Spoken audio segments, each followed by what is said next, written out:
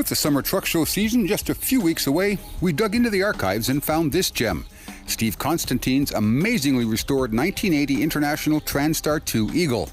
We shot this video in 2016 at Charlie Tackaberry's Antique Truck Show in Athens, Ontario.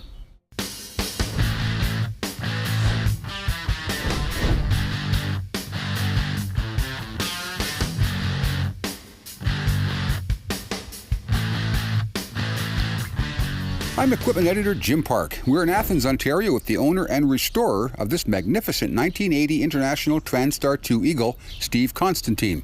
He's from Hamilton, Ontario, and got the big truck bug when he was just 18, hanging around the International Truck Garage in Hamilton. He got his CDL when he was 18, but worked only a few months as a driver. He's a machinist at heart.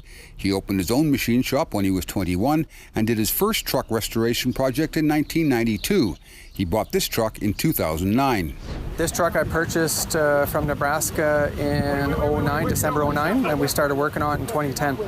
When we purchased the truck, it was a white Eagle, and then basically we started at the front from fuel tanks forward, painted the cab first, and then from there we slowly chipped away, pulled the motor out, transmission out, had it rebuilt, had the transmission rebuilt, and then slowly worked our way from the inside of the frame to the outside of the frame.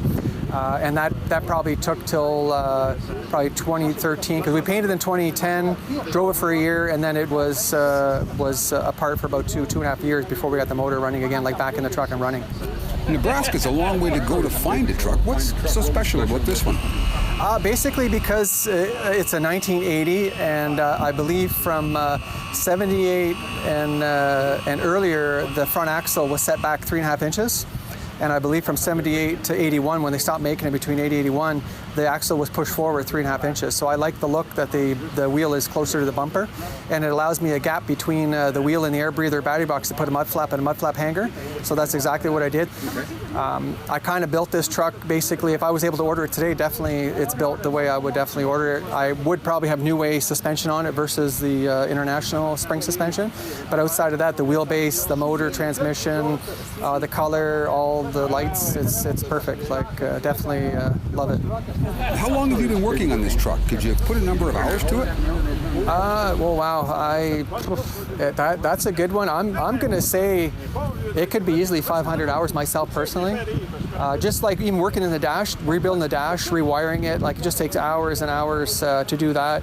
And to replace all the dash panels, all the gauges. So the interior alone, I bet, could have probably taken itself 100 hours to do the interior, to repaint everything, like to strip it, repaint it all. And then I had help to begin with. So I mean, everything about this whole truck there's been help behind it, from work, from home, My brother-in-law, like everybody's been involved in getting this done. Both brothers, my brother-in-law, Trevor's made a lot of parts and pieces for this truck. Tell me about the name on the back. Who's Duke? The name on the back of the truck is Duke, which is a good friend of mine I've known since I was like 10 years old. He worked at the Harvester Truck Garage in Hamilton, which is the original International Harvester Truck Garage. And his nickname was Duke, is John Van Gotham. And so he taught me a lot when I was a kid there. I think when I was 13, I was driving the cab overs and teaching me how to change starters and oil changes and doing that type of thing. So Duke, anything I don't understand or I don't know, which is mostly the interior of the motor, he's helped us rebuild the motor and do the work on that part of the job. And every time I'm trying to figure something out with the rear ends or something, I call him and he helps me right away. And what's your next project, Steve? The project that we're halfway through right now is we're building a WT9000 similar to the White Line Fever movie, the Blue Mule. So the cab will be identical to the movie, to the White Line Fever movie. The chassis is the same wheelbase as this 205. The Ford will be a step above what we've done here because, again, once you do it once, you understand things and understand better ways to do things. And the Ford definitely will be a piece that we're hoping to have done for next year this time. And that means this summer.